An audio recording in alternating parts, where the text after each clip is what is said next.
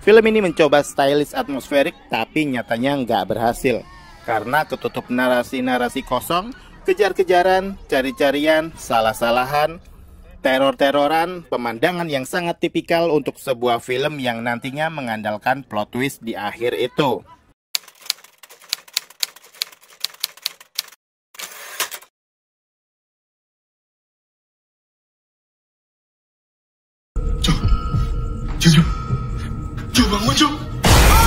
Salam sinema sahabat sinemalogi.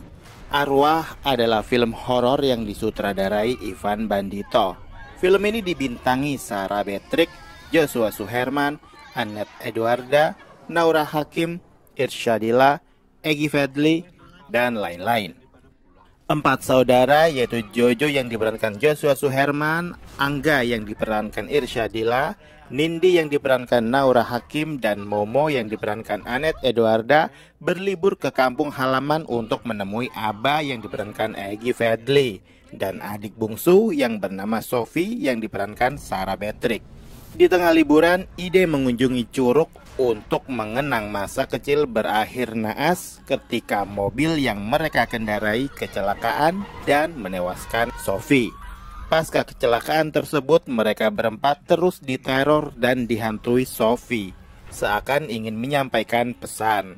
Apakah ini kemarahan atau balas dendam? Atau ada sesuatu yang jauh lebih mengerikan?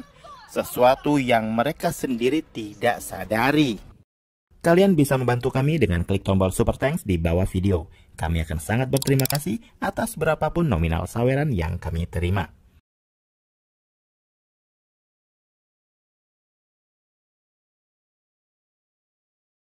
Film Arwah dibikin kayaknya dengan mengandalkan plot twist. Sudah jadi tipikal film horor Indonesia yang memberi kejutan di akhir. Biasanya pengungkapan rahasia sebenarnya. Tapi sayangnya dari awal, adegan di film ini sudah nggak meyakinkan. Scene clickbait yang justru sebenarnya tidak membuat penonton penasaran. Seandainya film ini bisa lebih fokus untuk peduli dengan cerita dan tidak heboh dengan segala plot twist, film ini mungkin akan lebih punya value, punya bobot yang bisa menarik minat penonton untuk lebih peduli pada semua karakternya. Bagaimana tidak, menonton film ini saya seakan bodoh amat dengan apa yang sedang mereka hadapi, konflik macam apa yang sedang mereka lalui.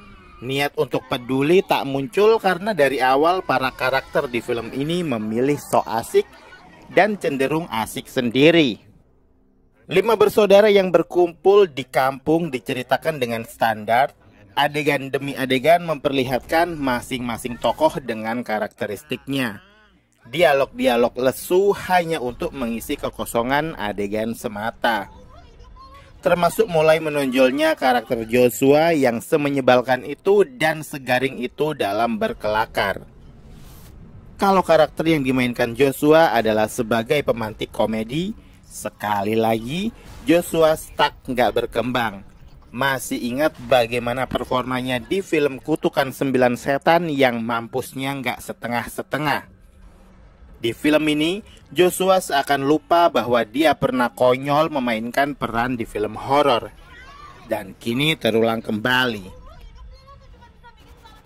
Karakter-karakter lain juga, Annette Edwarda seakan menjadi kopiannya Lutetia. Karakternya tomboy, cewek tomboy, ceplas-ceplos, cuek, dan sedikit selebor. Benar-benar mengingatkan saya pada penampilan Lutetia. Hanya saja Lutetia masih beruntung karena sering dapat film-film yang lebih gacor. Tapi karakter yang paling absurd sendiri adalah Angga yang diperankan Irsyadillah. Mungkin waktu kecelakaan kepala Angga kepentoknya keras dan kenceng sehingga posisi otaknya gesrek serong. Tapi entah kenapa semenjak kejadian kecelakaan hampir semua karakternya menjadi tolol. Entah kenapa saya merasa sudah bosan dengan penampilan seorang Egy Fadli. Apa karena terlalu sering muncul jadi pendukung film di setiap film yang dia bintangi? Lagi-lagi perannya selalu berkarakteristik sama. Film ini mencoba stylish atmosferik tapi nyatanya nggak berhasil. karena ketutup narasi-narasi kosong, kejar-kejaran, cari-carian, salah-salahan, teror-teroran, pemandangan yang sangat tipikal untuk sebuah film yang nantinya mengandalkan plot twist di akhir itu. Di samping menjemukan, penggunaan CGI ala kadar membuat film ini semakin jauh dari kata memuaskan. Benar-benar terasa kasar dan gak rapi. Sangat disayangkan. Ya, lagi-lagi paling untuk mengepres budget. Permasalahan yang klise. Belum lagi kalau kita bicara soal jump scare yang seakan-akan di setiap film horor harus wajib ada. Tapi kan gak harus wajib genjreng-genjreng suaranya. Seakan memang niat menyiapkan jump scare ya untuk sengaja ngagetin penonton. Nggak lebih.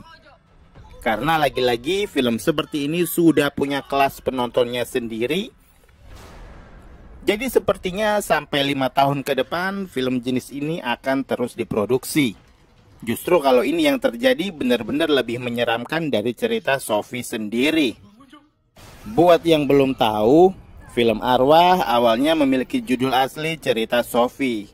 Namun seiring berjalannya waktu, cerita Sophie berubah menjadi Arwah. Tapi nggak pakai sinden ya. Bisa jadi judul cerita Sophie tidaklah menjual untuk ukuran film genre horor.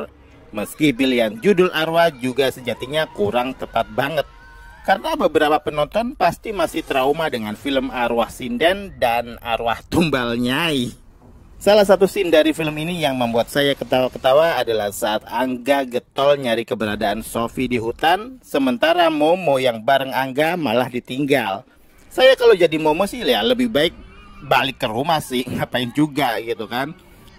Secara keseluruhan, Arwah cocok buat kamu yang masih ngefans sama Joshua, dan gak cocok banget buat kamu yang suka horor dengan sajian plot twist yang lebih spektakuler.